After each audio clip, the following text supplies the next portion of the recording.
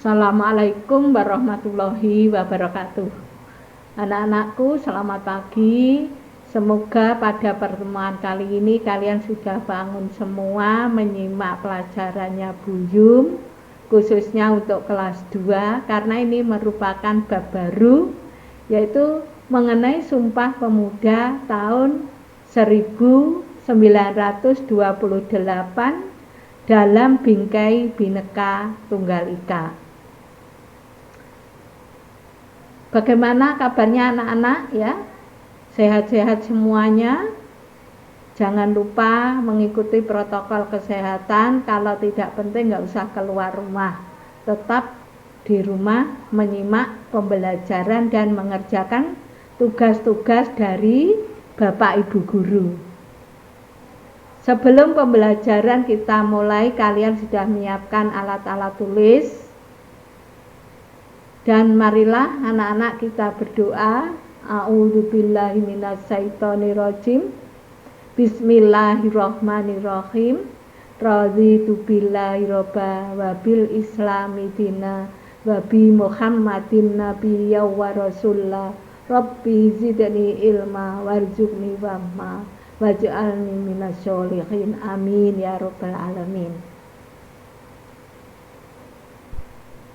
Kita konsep daripada Sumpah Pemuda atau bab 5 ini yaitu pertama makna Sumpah Pemuda, yang B arti penting Sumpah Pemuda bagi perjuangan Indonesia, yang ketiga semangat dan komitmen Sumpah Pemuda bagi bangsa dan negara Indonesia.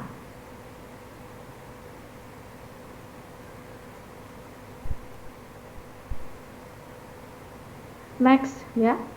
Kompetensi dasar yaitu memproyeksikan nilai dan semangat Sumpah Pemuda tahun 1928 dalam Bingkai Bhinneka Tunggal Ika. KD 4.5, jadi keterampilannya apa, tingkah laku, wujud dari tingkah laku kita. Setelah mempelajari Sumpah Pemuda ini, kita bisa melaksanakan nilai-nilai perjuangan tokoh Sumpah Pemuda tahun 1928. Selain itu pula kalian juga harus menyimak buku paket PPKN yang pinjam atau yang dipinjami dari Perpus. Makna Sumpah Pemuda. Peran perjuangan pemuda dalam organisasi kepemudaan yaitu awal tahun 1908 itu berdirilah suatu organisasi yang dinamakan dengan Budi Utomo. Kelahiran kaum maju yang ingin memperluas pendidikan dan pengajaran sehingga generasi muda mendapat peluang yang lebih banyak untuk memasuki sekolah-sekolah modern. Next. Muda bisa mengorganisasi atau mewujudkan organisasi dan pertemuan, organisasi persatuan tersebut. Organisasi kepemudaan daerah, misalnya Trikoro Dharma. Perkumpulan ini dibantu oleh para mahasiswa Stovia, jadi Universitas Kedokteran ya, yang sekolahnya sekolah Belanda. Perkumpulan ini dibantu oleh para mahasiswa Stovia. Pergerakannya adalah Dr. Satiman Wiryo Sandoyo, ketuanya maksudnya di sini. pada tanggal 7 Maret 1915 atau 1915 mereka mendirikan Trikoro-dharma yang berarti 3 tujuan mulia. Para anggota berasal dari Jawa, Bali, dan Lombok, dan merupakan cikal bakal organisasi Jong Java, pemuda Java maksudnya. Trikoro-dharma memiliki asas-asas sebagai berikut: menyelenggarakan pertalian antar murid Bumiputra di berbagai sekolah. B. Mengusahakan peningkatan pengetahuan umum bagi para anggotanya. Yang C. Membangkitkan minat dan mempertajam rasa terhadap bahasa dan budaya di wilayah Indonesia. Pada kongres pertama di Solo ya, tahun 1918, Trikoro-dharma berubah nama menjadi Jong Java dengan maksud untuk menarik simpati golongan dari Sunda, Bali, dan Madura. Jadi ini ya asas-asasnya Trikoro-dharma ya. Ini terus pada kongres tahun 1926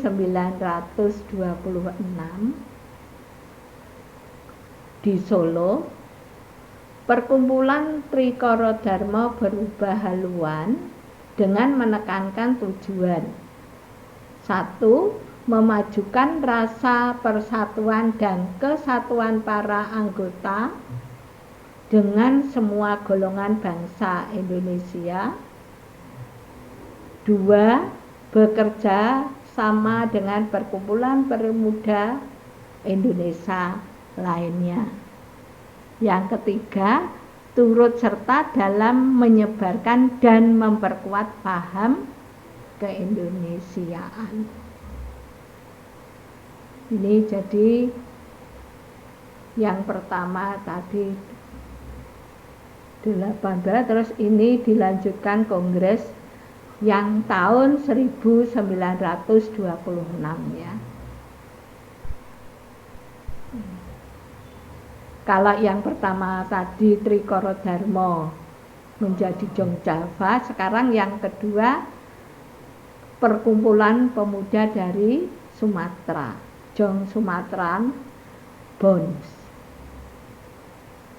berdiri pada tanggal 9 Desember 1917 ya, Jong Sumatera Bons berdiri.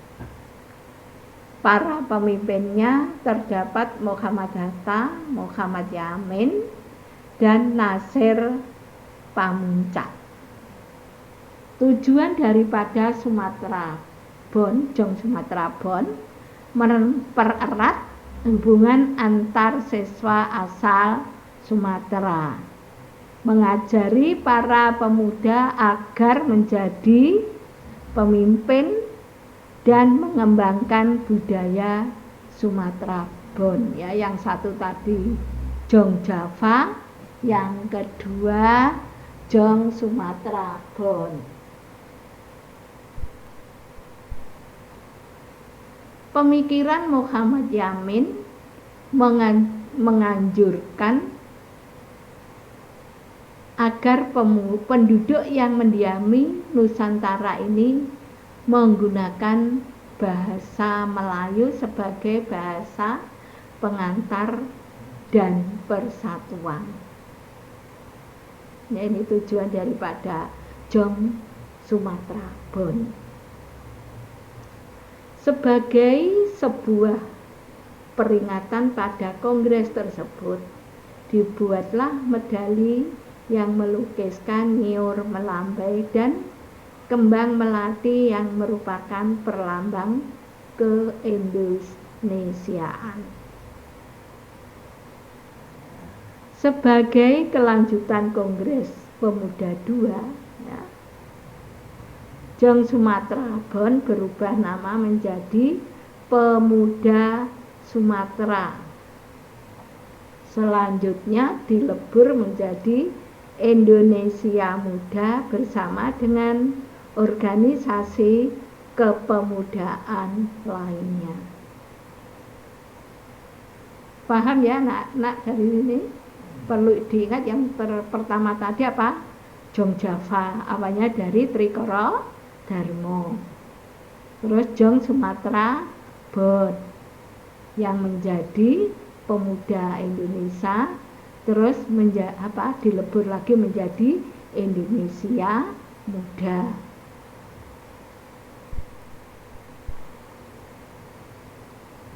Yang ketiga disusul dengan organisasi kepemudaan lainnya.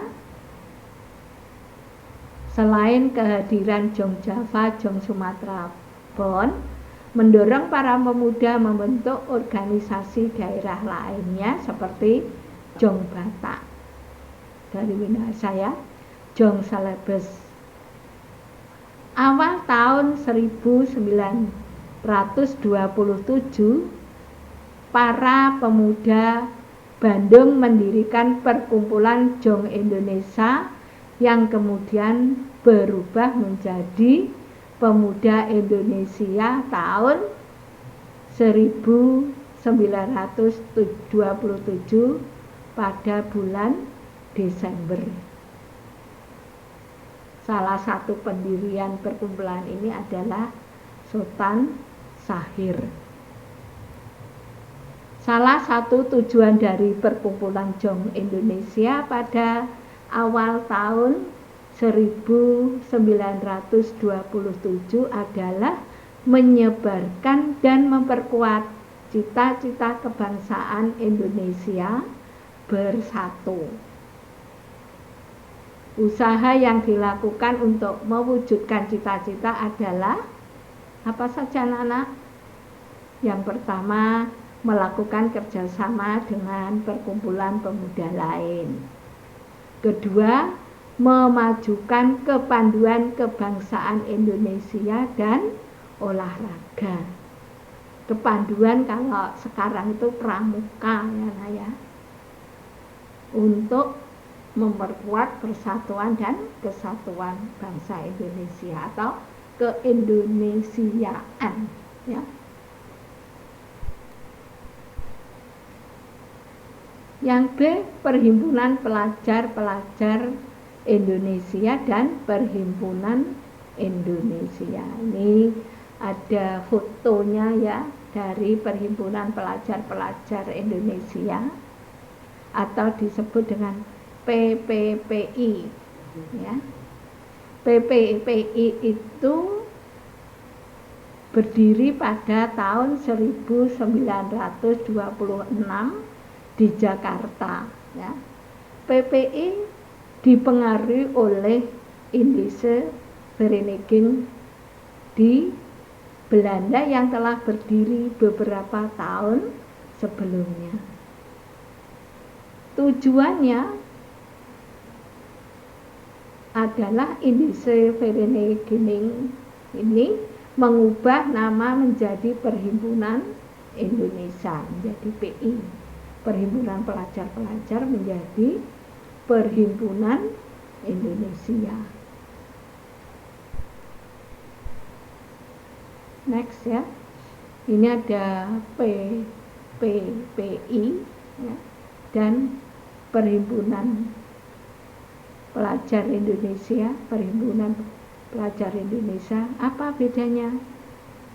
Haluan politik. Kalau PPPI dan PI itu menganut haluan politik dan mengajak rakyat bergabung dalam aksi massa. aktivitasnya keduanya berkaitan dengan nasionalisme Indonesia yang menentang kolonialisme. Perbedaannya, kalau PPPI itu wilayah pergerakannya Indonesia, kalau PI itu di luar negeri. Dari sini dulu anak-anak ya, keterangan atau penjelasan atau sejarah dari Sumpah Pemuda tahun 1928 dalam bingkai Bhinneka Tunggal Ika. Marilah anak-anakku, kita akhiri pertemuan hari ini dengan bacaan Alhamdulillahirabbil alamin. Semoga COVID berlalu, cepat berlalu, kita bisa pembelajaran new normal. Saya akhiri sekian. Wassalamualaikum warahmatullahi wabarakatuh.